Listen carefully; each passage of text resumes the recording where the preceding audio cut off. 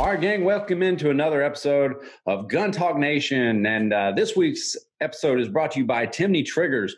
For more than 7 decades, Timney Triggers has been enhancing the shooter's experience in competitions, at the range, or even the hunt of a lifetime.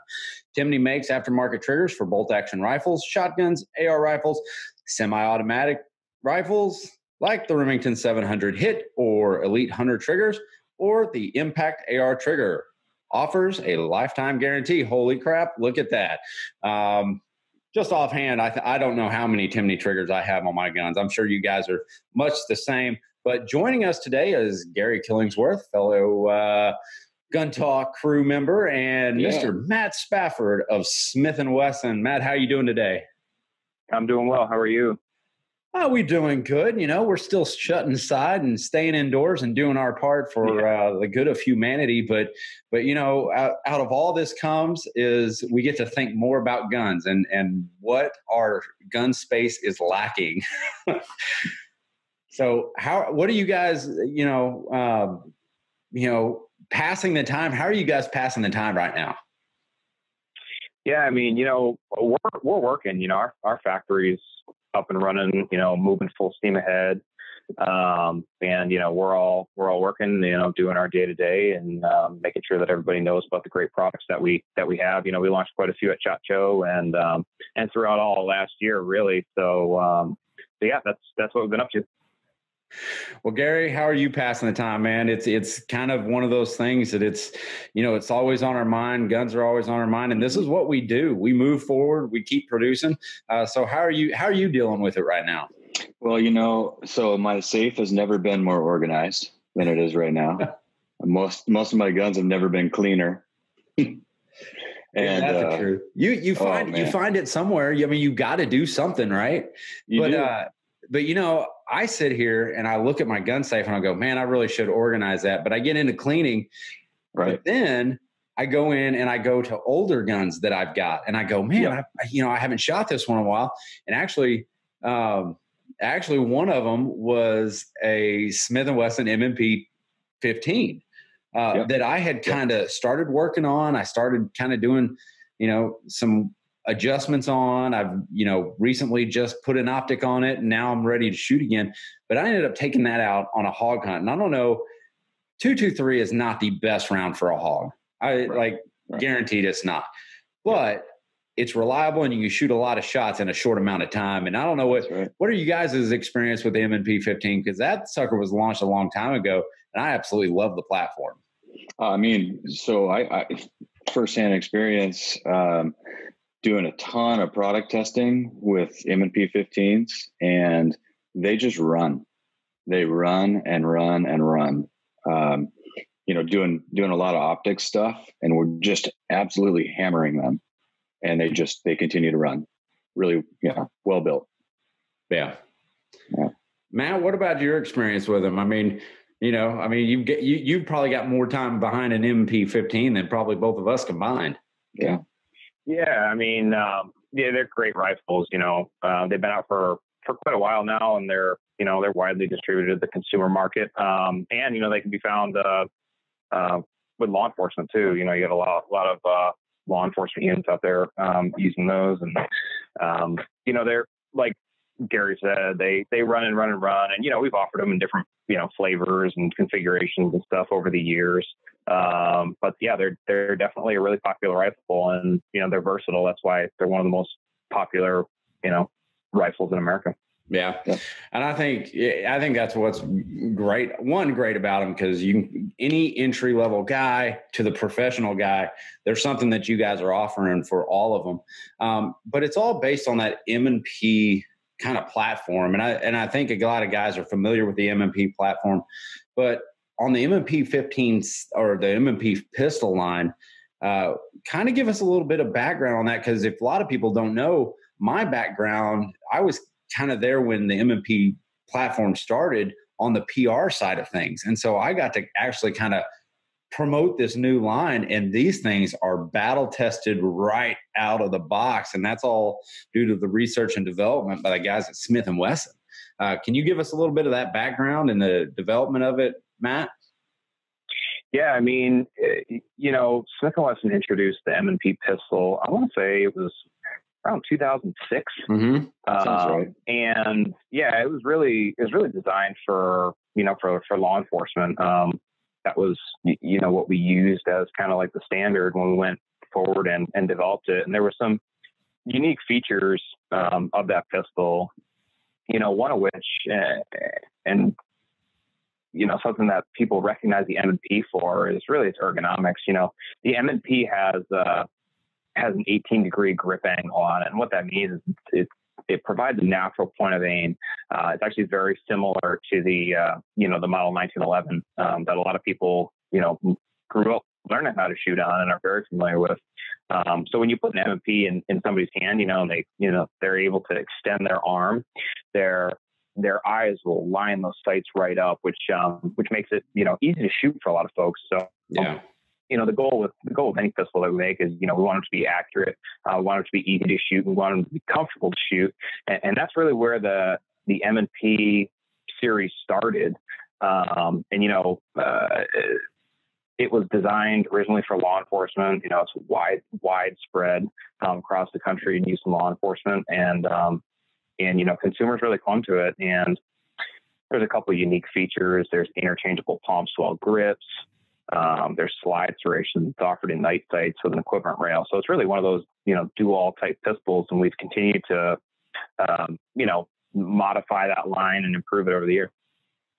Well, I think when you guys really launched the M2.0 or kind of, introduced the M2.0 line, and you guys are kind of expanding that entire line, starting with the original M&P 9. But, when you guys enhance that grip texture on it, that has a phenomenal feel. And I know guys, it's funny, gun guys, and I know a lot of you guys are the same way, is that a gun guy can probably close his eyes, pick up an M&P, and immediately know that's what he's got in his hand. Yeah, absolutely. One of the things I was thinking of with the M&P line and how it's evolved, and just watching it and getting to shoot a lot of them, is you guys, Matt, seem to be paying attention to what the consumer is doing in the aftermarket as you're coming out with new models. I mean, anything from the texturing to any of the features as the line evolves. You seem to really be watching what people are doing to their pistols. Yeah, of course. We're constantly keeping a pulse on what our consumers are, looking for when they go out to buy a pistol, and what the general market's doing, like you said, what the aftermarket folks are doing, what they're putting on their guns, because really it comes down to what our consumers want and need from our product. And the better that we can build a product that suits their needs, the better off everybody is. So yeah, that aggressive grip texturing, the clean, crisp trigger in the M2.0. Comes in a bunch of different calibers, a bunch of different configurations and sizes too. We got pretty much a size that will fit anybody's hand, whether it comes down to the actual size of the frame of the pistol, whether it's a full size, a compact, or a subcompact, or the frame itself. And that we have interchangeable palm swell grips that have a small, medium, large, and large, so you can really get that customized fit to your hand, because that's really an effort to make you shoot better. Yeah, absolutely. I'm gonna step away from 1 second. I've got a quick story, a gun sight story to tell you guys, but I'm gonna make a little cash here from Timney Triggers. But for more than 7 decades, Timney Triggers has been enhancing the shooter's experience in competitions, at the range, or even the hunt of a lifetime. Timney makes aftermarket triggers for bolt-action rifles, shotguns, AR-15s, and semi-automatic rifles like the Remington 700 Hit, or the Elite Hunter triggers, or the Impact triggers. They offer a ton of them out there, and they're everywhere. But they also offer a lifetime guarantee. So if that sucker goes down, which it's not going to, they got your backup. But find your new trigger at timneytriggers.com. So I was backing up a little bit into the history of the M&P. I want to tell you guys a little gun sight story. So we were on, when Paul Pluff was back in Smith & Wesson, and he put together this amazing media event and that we had put together, and we were doing a day-night shoot with the M&P. And so, and I know you both are familiar with Gunsight and the shoot house and the operations there. And I want to say Crimson Trace might have been on the shoot. So Gary, you might have a little more interest in this. Well, I'm on the range, and this was my first class. And so your first class going to Gunsight, and I'd advocate that for everybody, but it's more than intimidating. I'm up there with great shooters, you know, and so I sit there and I'm going in, and man, I'm all over the place. And the instructors are, Jarnagin, what are you doing? God, you suck. I mean, constantly, just on my ass the entire time. Yeah. But then we get to the shoot house.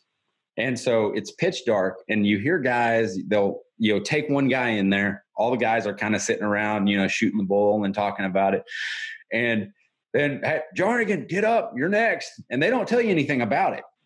So I'm sitting there, and I've got, you know, they lay you down in bed, pitch dark, and he says, all right, someone's entered the home. You heard a knock. It's go time. On my go, you're gone.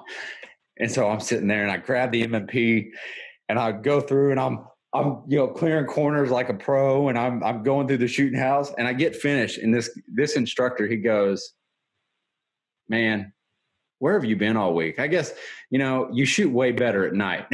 and so I guess my whole thing is, if I have to clear a house, it better not be during the day. Yeah. But even back then, the M&P, man, I mean, it felt right in the hand. It's one of the more natural points of aim that I've got in a pistol. Yeah. But man, pointability right away. Yeah. And I mean, I don't know if you guys have stories kind of like that from your, you know, initial gun training course, but man, those words ring through. Man, you shoot way better at night. It is definitely. So that is something I've seen many times during night shoots. Is you'll watch groups close on paper. Why is it's that? Amazing? You know, there's a lot of things that go into it, but I think probably the most likely thing is people are a little bit more focused on their fundamentals, their trigger press, things like that, and then there's the other input that's coming in, like, what does my group look like? Looking over your sights, you know, at the paper to try to, you know, size up the guy next to you and things like that. You're focused in. Dude, it's I don't know what you've had experience with, Matt, but those first, I think you always remember your first training course, your first actual course. And that for me was probably one of the more intimidating times in my life. Yeah. Yeah. You know, like you said, I mean, gunsight is just an animal, you know, in itself. And if anybody ever gets a chance to experience it and go out there and train, you know, it's a great experience. And like you said, you know, you get to do some cool stuff that you don't normally get to do in training and really test your skills. And like, that's a great point. Like, you know, shooting at night's way different than shooting during the day. And, you know, you have to adapt to it. Yeah.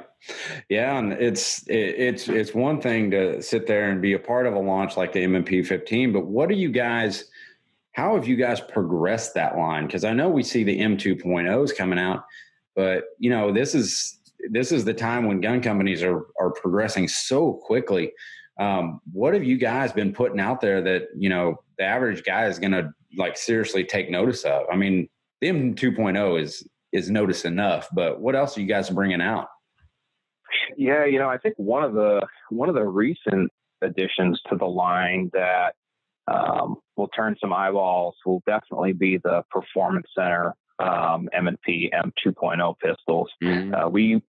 We announced those back in January, and the Performance Center's done some really cool stuff to them. So there's really three different variations, and they're all, you know, basically an enhanced version of the M&P pistol with some competition ready features.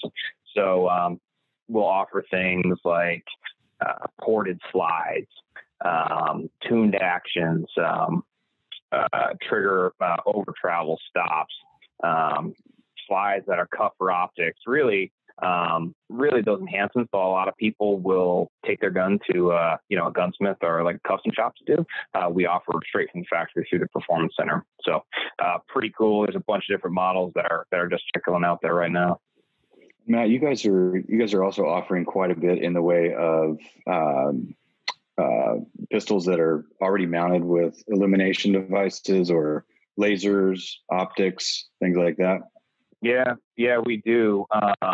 Really across the board, I guess. We offer a lot of our pistols with Crimson Trace, lights, lasers, other sighting devices, just so that the consumer, has a variety, particularly on the concealed carry side. Our M&P Shield line, which a lot of folks are familiar with, has actually we sell one with an integrated laser. You can get it with laser guards, lights, and lasers, the whole bit. Yeah. Man, that's one of my favorite pistols, I think, is my M&P Performance Center. I mean, it just has such a natural point of aim, and the trigger's ultimately crisp. But let's kind of change the tone here. We've gotten a lot of product talk, and I love product talk, but so I need you guys' opinion. I'm in the market for a new dog. What do I need to get? Oh, nothing that ends in doodle. Nothing? I don't know. I'm just, yeah. I do agree with you. The poodle, not a good dog, not a good family dog. The Labradoodle, the most I've seen are dumb as a sack of bricks.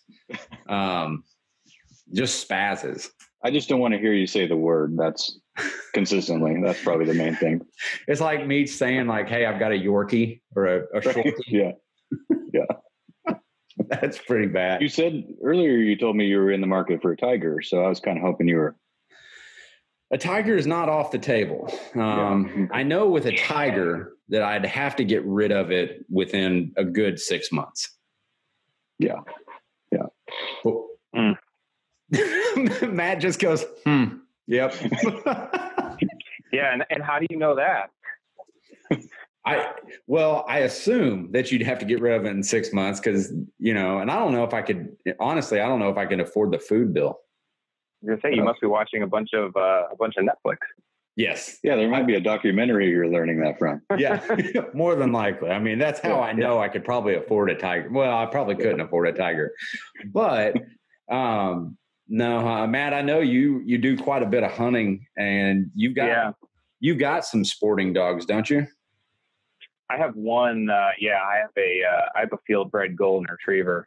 So I'm partial to the gun dog breed, particularly on the Flushing dog side. So she's awesome. Great family dog. I have an 18-month-old, and they sit around and snuggle together, and she can be rough and fresh, and she doesn't care one bit.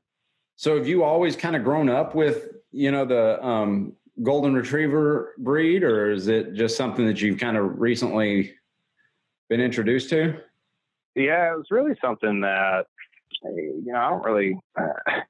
don't know how I got into it. I guess, growing up, we actually had beagles in our family. We had a pair of beagles when I was growing up that we got when I was a kid, and had really through the time I went to college. And then when I got out, I said, hey, I'd like a dog. And actually one of my good friends growing up lived on kind of a little farm, had some horses, and he had these two just huge, big golden retrievers. I mean, stuff you'd see in like a painting, And so I said to myself, growing up, like one of these days I'm gonna get one. And it can be tough to find golden retrievers for the field these days too, just because there's so many show lines out there, and there's such a popular dog. As you see with labs and everything else, to find one from good hunting stock can be a challenge. But I did, and she's fantastic.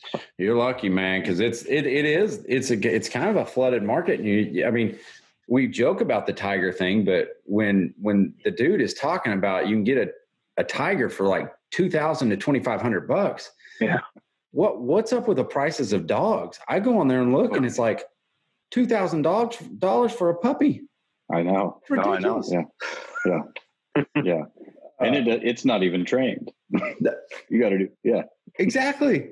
Yeah. There's a ton of work that's going to go into it. And so I don't know. It's kind of, I didn't remember dogs being that expensive, but I guess. Well, what kind of dog are you looking for? You looking for a hunting dog? You looking? I've grown up my entire life with labs. I mean, that's like my number one, but now I'm kind of getting turned on to these German short-haired pointers. Yeah. So I don't know. Okay, we're going to throw it. We're still on the, kind of the flushing dog thing. And I wanted to ask if Matt remembers a time when Smith & Wesson created some of the most beautiful shotguns ever known to man. I was not around for it at the company, but I do remember it. They were nice guns. Oh, yes. Are you familiar with them, Gary? Uh-huh. If you're listening to this, if you're watching it, I'm going to tell you right now, if you see one for sale, pick it up. It will be the best decision there. It's the Elite Silver or the Elite Gold is what they did. I'm a fan of the side-by-side, and I've gotten 20 gauge with a English stock. Dude, that is a dove killing machine. It is by far one of my favorite guns. And Gary, I know, we went to Argentina and we used some beautiful Weatherby guns. Yeah. But I'm going to tell you right now, the gun I would have taken had I not been scared it would have never made it back was going to be that. Which is a good chance. Wesson. Yeah. Good luck finding them, though. I know. And that's the thing. If you can find them, oh my gosh. Matt, have you ever got a chance to shoot those? I haven't. I haven't had the opportunity to really handle them either outside of, what we have around the office and things that I've seen. I'm telling you, if you can lay claim to them, man, that's one of the finest point and shotguns. And they made them out of this beautiful Belgian wood. I mean, just immaculate. And I honestly, I don't think the market was ready for it. They weren't ready for something that good. Yeah. And at that price. So good luck finding them if you can. Yeah, for sure. But what is one gun, and I'm going to go with both of you guys. What's one gun that you've got in your safe that you would never part with, no matter the amount of money? Deep thought. For me, it would be my grandpa's 300 Savage. Oh, that's handed down a couple generations. Yeah, I wouldn't part with it.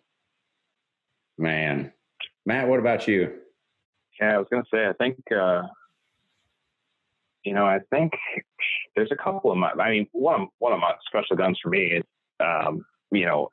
the M&P Shield was the first pistol I ever bought, which has a cool factor to it. But my 1911, my Smith & Wesson 1911 is probably the one gun that I would never part with. I've done some modifications and things to it, and it's just it's the gun I shoot best with. So it's one that I know if I ever sold it, I would immediately regret it. And it's one of those things where it's like, you always talk to those guys at the gun range, who are like, oh, I wish I'd never sold that gun. Like, this would be that gun. Yeah. And in the Smith & Wesson 1911s, I mean, dare I say, possibly underrated. I don't think they get as much love as they deserve. They're sweet 1911s. Yeah, they're really accurate. I mean, they're just, they're classics. They got, nice serrations in them. The stocks on them are really nice. We make the Performance Center ones, which have their own following to them, which, are really specially made by the gunsmiths in the Performance Center. They're great guns. Yeah. Slide to frame fit. And they're great. I think that's it. I think it's the fit and the finish. The finish to them is beautiful too. I mean, they're functional. They're workhorses is what they are. And I mean, I think you're right on the price. But well, guys, I think that's about it for our time. Matt Spafford of Smith & Wesson, thank you for joining us. And guys, if you want more content like this, don't forget to tune in. Gun Talk Nation podcast, Gun Talk Live. We've got stuff plastered everywhere. Facebook, Instagram, Twitter, you name it, we're there. Especially over our outside channels, go visit Gun Talk to find out more. And thank you guys for joining in. And hey, Matt, give them the location if they want to learn more about Smith & Wesson, those magnificent 1911s, the M&P line. Where are they going to go? Yeah, so 2 spots really. You can go to the website, smith-wesson.com, or follow us on social media, Instagram, Facebook. All of our social accounts are how you stay up to date on the latest and greatest. All right, guys, that's Matt Spafford, Smith & Wesson, and this is Gun Talk Nation. Today brought to you by Timney Triggers. Enjoy.